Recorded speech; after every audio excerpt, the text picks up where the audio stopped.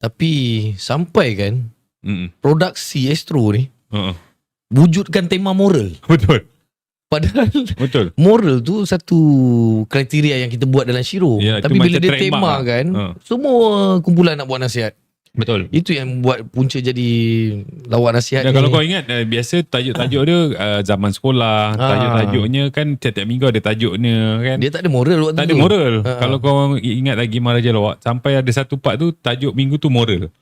So sebenarnya moral tu trademark Shiro kumpulan kita lah dulu sebenarnya. So alhamdulillah daripada setapak ke setapak, daripada satu hanya angan-angan nak menang Maharaja Lawak je, kita berjuang daripada 2012, 2013, 2014, akhirnya dengan izin Allah SWT 2018 kita menang waktu tu, juara Maharaja Lawak.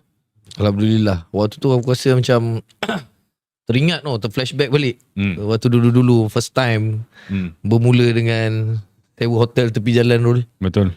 Praktis kat kaki 5. Jadi aku terbayang balik macam sebab 3 minit yang orang bagi kita atas pentas tu, bila kita gunakan baik-baik, itulah apa benda yang kita dapat. Betul.